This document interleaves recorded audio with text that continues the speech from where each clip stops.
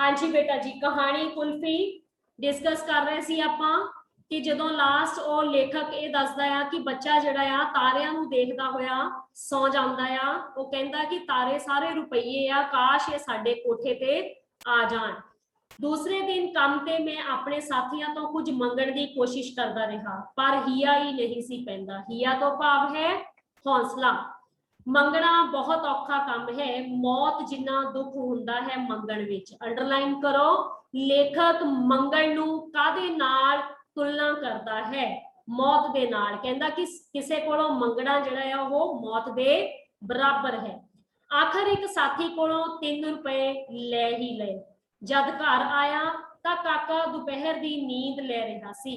रोटी खवाउंदियां श्रीमती जी ने 3 रुपए मुछ ले। मुछ मतलब ले ले, ओदे कोलों खो ले। अध मन लकड़ियां, शाम दी सब्जी, लूण तेल आदि विच काके दे जागण तो पहला ही वो 3 रुपए मुक गए। जेडे 3 रुपए उन्हें अपने पति दे कोलों लए सी, वो ये सारियां चीजां ले आई सी। मैं कहा भी काके नूं कुल्फी खवानी है, पर उन्हें कह छड्डिया बड़ा उन्होंने याद रहना, मैं टका दे छड्डांगी मुरमुरे लई। पत्नी कहंदी है कि काके नूं सुत्ते पे नूं कित्थे याद रहना, मैं उसनूं मुरमुरे खिलाउण लई टका दे देवांगी। काके जागदियां ही कुल्फी मंगी। चीख चिहाड़ा पै गया। कल वाला मुरमुरा ते टका मंजूर नहीं सी। आखिर शाम नूं कुल्फी खवाउण दा वायदा करके छुटकारा पाया ते काके ने टका मेरे कोल जमा करवा दिता। शाम तो पहलों ही मैं खेडण दा बहाना करके निकल गया ते ढेर रात गुजरी मुड़िया। कहंदा कि शाम तो पहला ही कहंदा मैं बाहर निकल गया, जदों रात काफी बीत गई फिर मैं घर वापस आया कि वो जद तक काका जिहड़ा है वो सौ चुका होवेगा। काके नूं सुत्ता देख साह विच साह आया। साह विच साह आउणा, सौखा साह आउणा। रोटी खवाउंदियां श्रीमती जी ने दस्सिया कि काका बड़ा चिर मैनू उडीकदा रहा सी। मैं काके दे नाल लम्मा पिया बड़ा बेचैन रहा। नींद आउंदी ही नहीं सी, पर आखिर पता नहीं कदों आ गई। नींद ते आखदे ने सूलां ते भी आ जांदी है। सूला मतलब बेटा जी कंडे। लेखक ये गल क्यों आखदा है? क्योंकि जदों व्यक्ति परेशानियां दे विच घिरिया होया होवे, उसका कोई बस ना चले ते फिर कहंदे वो किते भी होवे, किते भी पै जावे, उसनूं थकावट लाउण लई फिर जगह दी देखण दी लोड़ नहीं पैंदी। नैक्सट है पेज नंबर 16 दे उपर। अद्धी रात तो मगरों दा वेला सी। काका कुछ सुत्ता बेचैन जापदा सी। उस 2-3 वारी ढिड विच लत्तां मारियां सन। हुण उस बांह उल्टा के मेरे मूंह ते मारी। जागिया तां मैं अगे ही होया सां, हुण चेतन हो गया। लेखक दे नाल ही उसदा बच्चा जिहड़ा सुत्ता पिया आ, कहंदा वो मेरे लत्तां बाहां मारी जा रहा सी। काका कुछ बुड़बुड़ाया। Underline this word. हुण काका जिहड़ा सी वो सुत्ता पिया बुड़बुड़ा रहा सी। मूंह दे विच बोली जाना, बुड़बुड़ाउणा। की बोलदा सी? मैनू कुछ पता ना लगा। वो फिर उच्ची उच्ची बुड़बुड़ाया, कुफी कुफी जी कुफी। वो सुत्ता पिया नींद दे विच कुल्फी कुल्फी आख रहा सी, छोटा बच्चा। मैं बेहबल हो उठिया। बेहबल तो भाव है बेचैन। सरदार जी जागदे हो? उसकी पत्नी ने पूछा। श्रीमती ने आख्या ते ये जान के कि मैं जागदा हाँ, उस जारी रखिया। खसमा खाना सुत्ता पिया भी कुल्फी मंगदा। ठीक है, ये गल कौन कहंदा है? उसकी पत्नी गुस्से विच बोलदी है। खसमा खाना उसनू बुरा भला आखदी हुई बोलदी है। मेरे ते मानो बिजली पै गई सी। लेखक की कहंदा? मैनू बहुत बुरा लगा। सवेरे जाग के काके कुल्फी दी कोई मंग कोई ना कीती।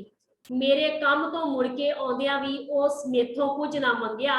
रोटी खा के मैं दोपहर की नींद लैण लई लेट गया।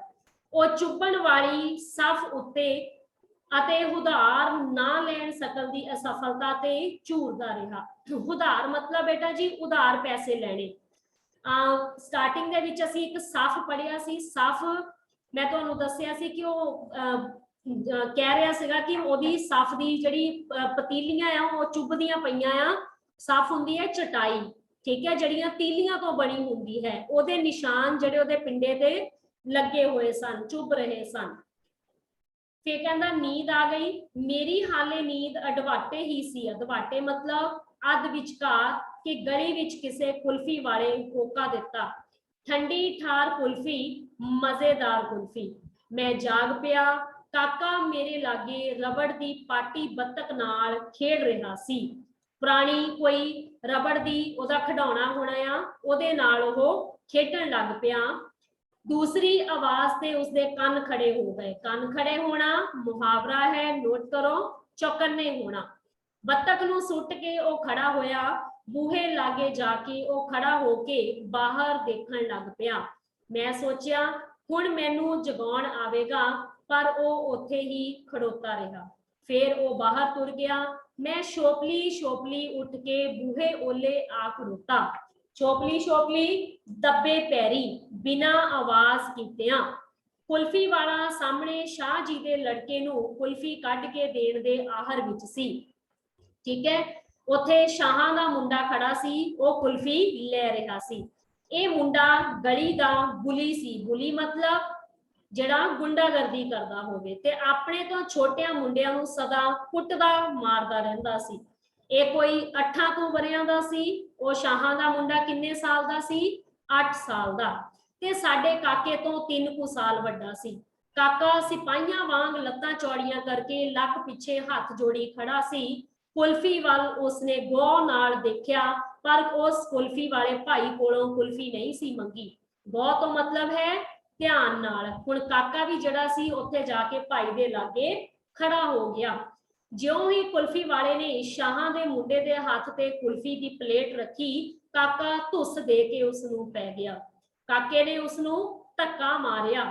आ गई प्लेट, आ गई कुल्फी, फलूदा ते चमचा ते मोहरी विच डिगा शाहां दा मुंडा। हुण उस छोटे काके दे विच इन्ना जोश आ गया कि उसने उस शाहां दे मुंडे नूं, जो कि उस तो वड्डा सी, उसनूं धक्का दे के सुट दिता। किसे जेतू वांग काका उसदे वाल वेखदा रहा। शाहां दा मुंडा गुस्सा खा के उठिया। कुल्फी दा नुकसान ते अपनी हेठी उसनूं जिवें नवां जोश दे रही सी। ठीक है जी, ते ओह अपने अंदर एक नवां जोश जिहड़ा सी ओह भरिया महसूस कर रहा सी। क्यों? क्योंकि उसने कुल्फी वाला दे भाई दे सामने शाहां दे मुंडे नूं धक्का दे के सुट दिता सी। ज्यों ही ओह उठिया, काके ने फिर उसनूं एक ऐसी ढुड मारी कि वह फिर मोहरी विच जा डिगा ते चीकां मारन लग पिया। कुल्फी वाला काके नूं चपेड़ लैके पिया। मैं नस के काके नूं चुक लिया। कुल्फी वाले ने शाहां दे मुंडे नूं उठा लिया। लेखक ने अपने मुंडे नूं चुक लिया ते कुल्फी वाले ने शाहां दे मुंडे नूं। शानी जो कि किसे दा कोई उलांभा नहीं सी सुनदी, अज साडे उलांभा देण आई सी। काके दा शरीर भख रहा सी। श्रीमती ने कहा, आ खसमा खाणिया, तू लगा हुणे उलांभे लियाउण? Question mark.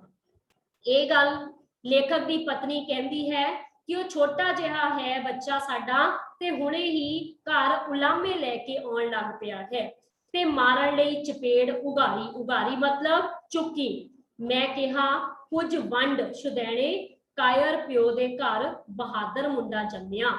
अखीर दे विच लेखक जिहड़ा आ ये शब्द बोलदा है, इनू अंडरलाइन करो। ये क्यों बोलदा? ये इसलिए बोलदा क्योंकि लेखक जिहड़ा सी वो आप सारी उम्र डर दे विच, कायरता दे विच अपने हक्कां नूं नहीं सी मंग सकिया। ठीक है, ते गरीबी दे विच ही उन्हें घट तनख्वाह च गुजारा किया।